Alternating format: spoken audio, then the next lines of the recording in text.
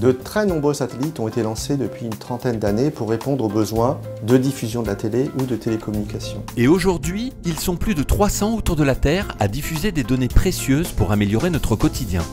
Ces satellites de télécommunication nous permettent de téléphoner, de regarder la télévision, mais aussi d'accéder à l'Internet haut débit. Par an, les opérateurs de satellites lancent plus d'une vingtaine de satellites de ce type qui viennent s'ajouter à leur flotte. Les plus gros aujourd'hui pèsent environ 6 tonnes au lancement, ça n'est donc pas rien.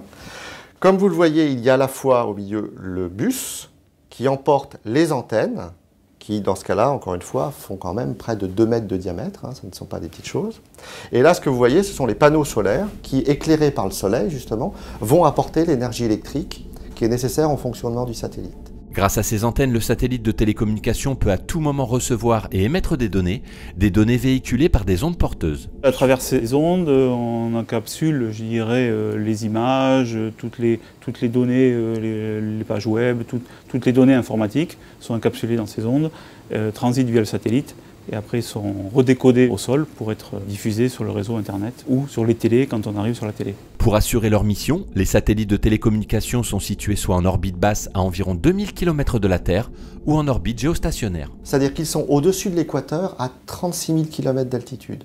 Et dans ce cas-là, c'est une position très particulière qui leur permet de rester fixes au-dessus d'un point de la Terre. Ils tournent avec la Terre si vous voulez, et donc leurs antennes voient constamment la même zone, que ce soit l'Europe, l'Afrique et autres. Les satellites géostationnaires permettent également de couvrir les zones dépourvues de relais terrestres. Lorsqu'un navire, que ce soit un cargo ou un bateau de course, est au milieu de l'océan, pour communiquer, pour indiquer qu'il est en situation de détresse, ou alors pour faire un reportage, encore une fois, en direct aux 20h, les seuls moyens de communication, c'est par satellite.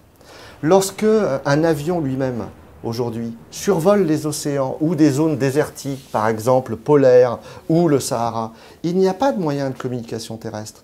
Pour communiquer, il n'y a que le satellite. Le CNES travaille depuis quelques années sur le développement d'équipements de charge utile de télécommunications flexibles qui répondent à la demande du marché actuel. Les zones sur lesquelles le business va se développer peuvent évoluer, le volume peut aussi changer, et donc il est important pour l'opérateur de pouvoir ajuster les couvertures de son satellite, augmenter le niveau de puissance s'il y a plus d'utilisateurs, et donc jouer de cette flexibilité. Ce projet d'équipement de charge utile flexible embarqué sur les satellites de télécommunication devrait voir le jour dans un avenir proche, dans 2 à 3 ans.